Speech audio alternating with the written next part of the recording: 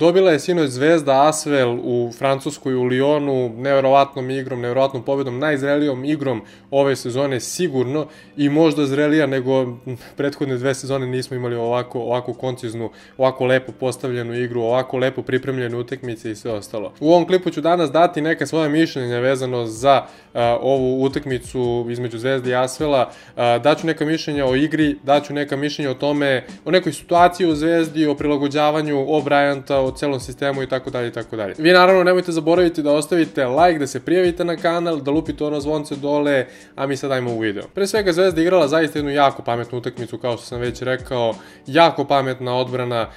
Postojala je priča da će Mustafa Fall da uništi Zvezdinu centarsku liniju i to je bilo potpuno realna priča, zato što je čovek previsok, znači skoro 220 cm, izuzetno jak, ima nekako osjećaj za tu igru u reketu, znači nije ono bačena visina, nego zaista ima osjećaj za igru, zna gde treba da se postavi, zna da napravi blok, da se otvori i tako dalje i tako dalje. Stvarno jedan jako koristan i dobar igrač i mislim da je Asvel presrećan što ga ima. Naravno ima tu još prostora za neki napredak njega, ali sad ajde nije to tema klipa. Ali uglavnom kažem, jako dobar igrač koga je jako teško i sačuvati. Zvezda nema takvih igrača koji može da sačuva i pitanje je koja evropska ekipa ima. Eventualno Real Madrid sa Tavaresom i pitanje je još neka ekipa da li ima neki match-up za njega gde može 1 na 1 da se igra onako bez ikakvog problema.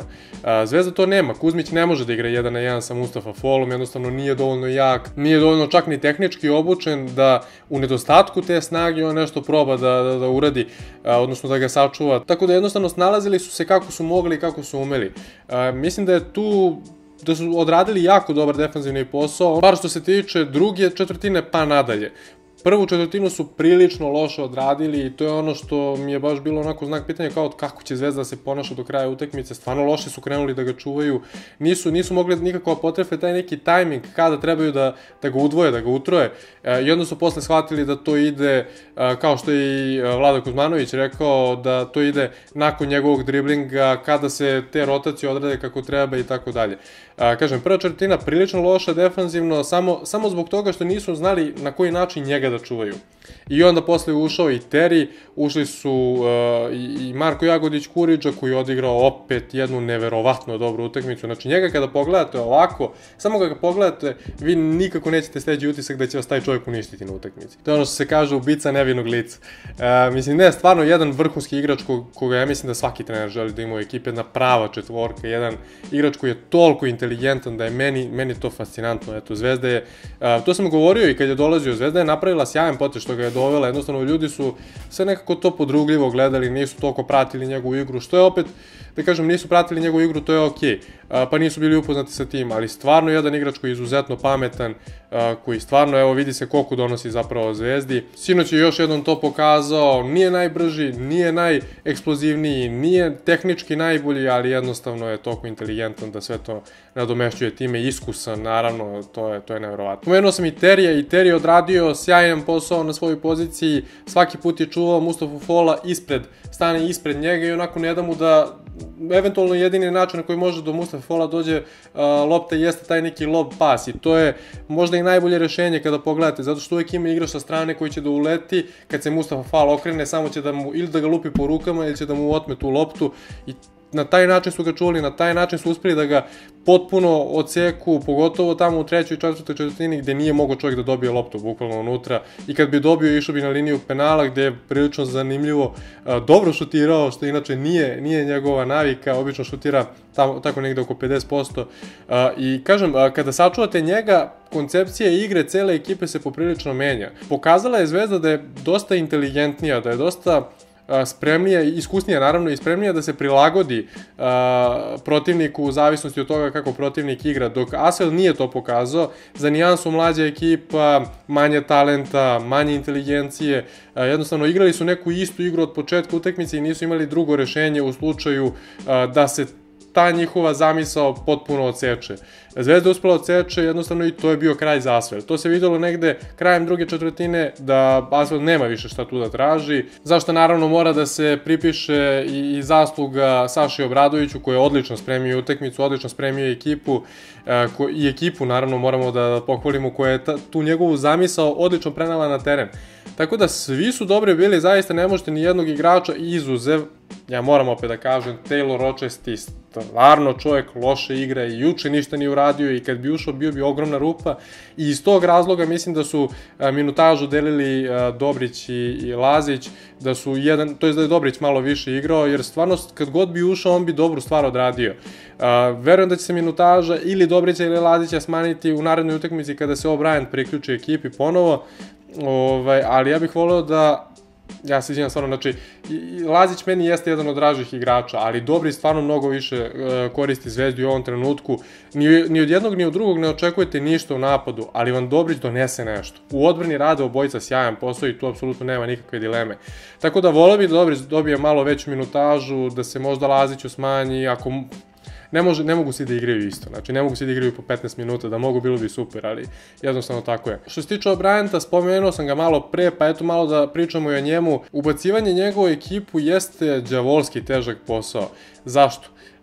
Teško je naći taj neki balans, mislim ovo svi znate, ovu priču svi znate, znači naći balans između unutrašnje, spoljašnje linije, kako će se on tu uklopiti, neko ko nije da traži toliko puno loptu, nego jednostavno morate mu dati loptu jer znate da je individualno veoma, veoma dobar, da može da donese puno, ali opet ne možete na taj način da odsečete ostatak ekipe koji će se uspava, bukvalno bez lopte, bez kretnji, bez ičega. Mora se nađe neki balans, ali u kom smislu? I mislim da je to jako težak posao u Zvezdi, pogotovo zato što su bekovi takvi kakvi jesu. Zašto to govorim?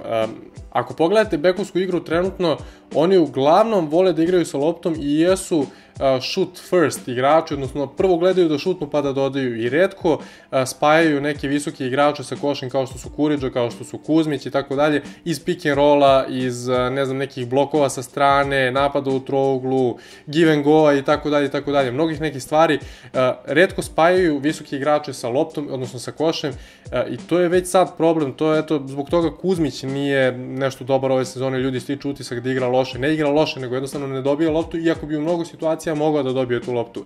Čak i od Hola, od koga sam očekivao da će mnogo više da asistira, ni on to ne radi, ne spaja toliko sa košem te visoke igrače. I iz tog razloga, kažem, to jeste zaista problematično i mislim da je to najveći problem zašto ne može O'Brien da se spoji sa ovom ekipom, da sve to izgleda fluidno, tečno, kao što je juče bilo, da su bekovi Zvezde gledali malo više dodavali loptu, juče bi Kuriđa sigurno, i Kuriđa i Kuzmić postigli sigurno po 10 poena, ali jednostavno nisu to gledali, više su gledali daju ko, što opet nije pogrešno, oni dolaze do tih poena, ali ako želite da uključite O'Brienta, tako ne može da se igra. I onda moraju svi da budu nesebični, moraju svi da budu pametni, moraju svi da podignu glavu kada igraju bilo šta u napadu i na taj način će Zvezda, i naravno da imaju pravovremene reakcije, što je u principu najteže od svega, i onda će Zvezda zapravo igrati jako dobro i igraće onako košarku kao od juče. Ako ne bude tako, jednostavno, da li su osuđeni na individualnu igru, ne znam. A ubacivanje O'Brienta u sistem tako što ćete mu dati loptu da se ispucava, ni to mi nema smisla zato što to ne sme da bude sistem Zvezde. I to nije pravi način za ubacivanje u sistem. Kakav sistem vi ubacujete ako ćete da mu date da puca loptu potpuno van nikakve ideje. Tako da mislim, jako je težak posao, jako je čudno, ali pričati o tome da O'Brien ne treba da bude u Zvezdi, ne treba da igra, da Zvezda igra bolje bez njega i tako dalje. Kad imate jednog takvu zaista klasa od igrača, to sam rekao i u prethodnom klipu, to jest u klipu pre toga, prethodni je bio poređenje Voldena i Cody Miller-McIntyra, kada imate takvu klasu od igrača, vi jednostavno ne smete tako nešto da ispustite. Doveli ste ga, verovatno ne za neki prevelik novac, ne znam, neću da sudim, ali kažem, doveli ste jednog strašnog igrača i da tako nešto ispustite, kažete ne treba mi zato što trenutno bolje igraju, to je takva budalaština. Veliki problem jeste što nije prisustvovao pripremama, to se vidi recimo i na Teriju. U kom smislu? Recimo kada vidite, otvara se iz pika, igrači i dalje ne mogu nikako da provale taj neki tajming i gde treba da mu bace loptu, na koji način da mu bace loptu i onda ta lopta ode negde potpuno na drugu stranu i tu jeste obostrani problem. Ne samo igrači koji dodaju loptu, nego i Terry koji mora malo da nauči tajming svoje ekipe. To se uči tako što bukvalno gleda snimke, samo gleda stalno te snimke, utakmice, prolazi stalno kroz to i na taj način proba da nauči kako njegova ekipa igra na što brži i na što lakši način. Kao što Terry ima problem, ima i O'Brien problem. Ja se nadam da će se to uskoro rešiti, jer stvarno Zvezda sa ovakvom ekipom, ovo je možda najbolja ekipa u posljednjih nekoliko godina, stvarno evo možemo vidjeti sad kako se ponaša Lloyd, koji je ubedljivo najtalentovaniji napadač u Zvezdi, pa čak i možda talentovaniji sigurno talentovaniji od Quincy Millara, i sad neko će me obesiti za ovo bukvalno, ali ne, ozbiljno, znači jedan igrač koji sve može da radi na terenu i u odbrani je vrlo koristan, čak to je pokazao juče, jako pametan igrač. I ono što mi se jako sviđa kod njega, nije zajebant, nije neko ko će da uđe u utakmicu, se zeza, šali ovo ono, nego je tako fokusiran. Vidjeli ste recimo intervju na poluvremenu gde ovaj ga pita nešto, on dolazi, kaže dve reči, bukvalno kaže thank you i odlazi. Znači ono istrčava bukvalno samo da bi se spremio za drugo poluvreme. Tako da ta fokusiranost, taj profesionalizam, to je nešto što Zvezda u takvom talentu dugo nije imala. I u principu to je to što se tiče ove analize, neću mnogo da dužim, naravno ostavit ćemo nešto i za sledeće. Vi pišite u komentarima kako vam se čini igra Zvezde, šta vi mislite o O'Brientu, kako vam se čini klip, naravno. Kliknite ono like dugme, pritisnite subscribe i ono zvonce da vam stižu notifikacije, zapratite nas na Instagram profilu, obavezno tamo izlaze sva obaveštenja vezano za Zvezdu, Partizan, za Srbiju, za mnoge, znači stvarno sve što ima u svetu sporta, sve prenesemo često pre ostalih, tako da zapratite nas obavezno i tamo i hvala još jednom što ste danas bili uz nas, vidimo se u narednom klipu. Ćao!